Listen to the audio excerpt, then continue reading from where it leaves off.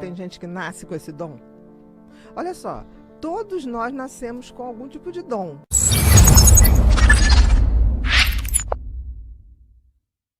Dom, que eu digo, dom em inglês, né? É gift, né? É o presente, é o talento. Todo mundo nasce com um ou vários talentos. A educação ou o ambiente ou vai fazer aquilo frutificar ou vai liquidar. Mas tem gente que tem isso. É louco isso, né? Não, eu acho Você fascinante. resolver... Então, fascinante que eu falo louco de tipo, caraca. Por exemplo, pessoal de legal. produção. Pessoal de produção é o cara apto para resolver problema, fazer chover no deserto, não vai ter sol, acha um sol, entendeu?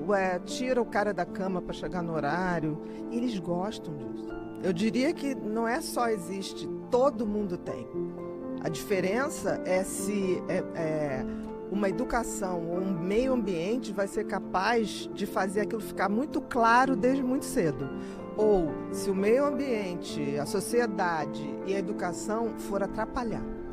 Todo mundo nasce com dom. Por exemplo, você lembra de alguma coisa que você, em criança, você sentia que fazia melhor do que os outros? E é tão interessante porque se você observa uma criança muito cedo, os dons estão lá. É que depois fica assim, para com essa palhaçada. Vamos supor que você tivesse uma mãe e falasse, cala a boca, cara. Não, meus pais pilhavam eu pra fazer palhaçada. Ah, mas vamos supor que você tivesse pais e falasse assim, você não vai ser nada na vida, fica quieto, se comporta, fecha a boca. Mas é o que a maioria acontece, porque os dons estão lá. Verdade. Entendeu? Então é o que eu digo, uma educação não cria um dom, ou potencializa ou aniquila. Qual é o sentido e o propósito da vida de qualquer um de nós? O sentido é você descobrir para o que você nasceu. E o propósito é você botar isso em ação. Então, assim, você já tinha o sentido. Agora, quando você descobre o sentido, que é baseado no seu talento, e faz disso o propósito da vida, que é exercer isso, cara, é a glória da vida. Isso não quer dizer que você tenha que começar no propósito da tua vida, no sentido. Ninguém começa. Sim, óbvio. Né? Agora, você tem que ter, e hoje eu acho muito bacana essa geração mais nova, que a gente vai ter, a geração mais nova vai ter várias profissões. Então essa coisa você e acho que vão surgir várias ainda. Ainda vão. Em 2050, se eu estiver viva, a gente vai estar falando aqui, assim, eu nem sei como vai ser o ambiente de trabalho. Como é que vai ser podcast em 2050? Não sei. De repente a gente vai estar no metaverso fazendo um podcast. Meu Deus. Entendeu? A gente vai estar lá nos bonequinhos no meio do mundo fazendo isso. Então, assim, tudo vai mudar muito. Mas o que eu acho que é fundamental essa geração nova, e vocês fazem parte disso, é que se tornou possível quebrar as regras, abrir uma outra porta. Acho que a grande revolução é você ser de verdade, né? Isso que estava faltando. As pessoas não eram de verdade, as pessoas fingiam. E aí eu acho que colabora muito não para adoecer em si, mas para ser o gatilho de um adoecimento. Porque da mesma maneira que a gente nasce com dom, a gente traz uma genética também para adoecer. Por exemplo, eu tenho déficit de atenção, que é uma hiperatividade mental. Se eu for adoecer, eu sei que eu vou adoecer ou de excesso de ansiedade, tipo ansiedade generalizada, síndrome do pânico, ou de exaustão mental. Porque eu sou uma pessoa que eu estou sempre pensando em alguma coisa. Eu para não esquecer o que eu pensei, eu tenho que estar anotando. Nunca tive depressão, mas eu já tive exaustão. O que é os sinais de um déficit de atenção? Vamos lá. Eu não gosto de déficit de atenção, é o nome oficial. Eu gosto de falar de instabilidade de atenção. Por quê? Quando eu falo que você tem transtorno do déficit de atenção com hiperatividade, eu estou dizendo, em maneira muito simples, que você tem um cérebro que pensa mais, numa quantidade maior de pensamento, numa velocidade maior de pensamento. Porque tudo no cérebro é pensamento. Então é como se eu dissesse, olha, você tem um cérebro, que é 6% da população, que vai a 300 km por hora, quando a média dos outros 94 vai a 200. Aí você fica assim, não, mas eu não pego nada, ou então eu não tenho memória. Não, você não consegue se atentar àquilo.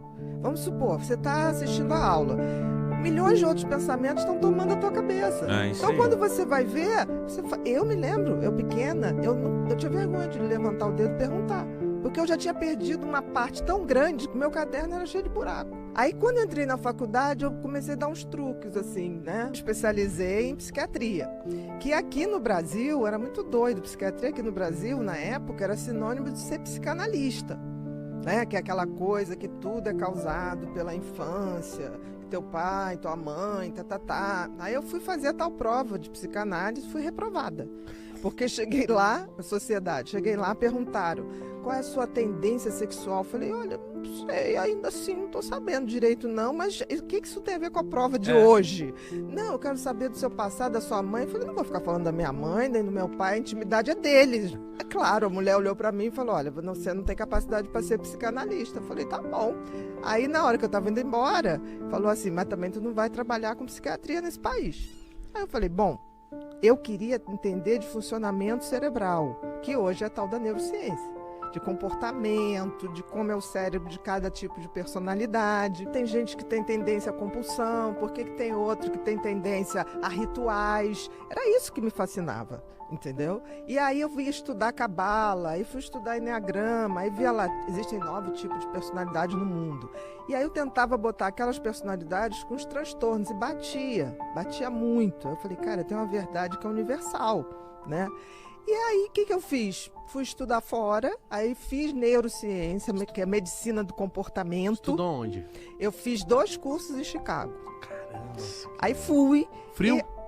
Muito. Bem mais que São Paulo. Aí, quando eu voltei, né, eu falei assim, bom, vou fazer psiquiatria do meu jeito. Aí eu comecei a pedir todos os exames, tipo assim, a minha consulta, primeira vez, dura 2 horas, 2 horas e meia, Caramba. já teve até mais tempo. E aí, fora isso, eu peço uma bateria de exames que vai neuroimagem, mapeamento cerebral, dosagem de neurotransmissores que teu cérebro produz, é uma bateria. E fica muito mais prático você chegar para uma pessoa e falar, tá vendo, esse aqui é teu cérebro, tá vendo que essa área aqui está funcionando mais, essa área está funcionando menos, isso significa isso significa aquilo. Por exemplo, um cérebro hiperativo. Nosso lobo frontal, que é aqui o que nós ganhamos do macaco, né? O macaco tem um troço curtinho, a nossa testa subiu. O lobo frontal é o grande maestro da orquestra cérebro. O que é maestro da orquestra cérebro? Tudo no cérebro é pensamento. Então é ele que dá a velocidade e a quantidade de pensamentos. Então quando você não consegue prestar atenção numa coisa, é porque teu lobo frontal não está conseguindo filtrar o excesso de pensamento e falar assim, presta atenção aqui. Não, ele fica... É como se ele viesse sem freio. É como se fosse um freio que veio com a pastilha gasta. O que faz o lobo frontal funcionar? Uma substância chamada dopamina. Então, quem tem hiperatividade mental produz menos dopamina de nascença. Então, esse freio está sem freio. Quando você se depara com alguma coisa que te dá tesão, prazer libera dopamina.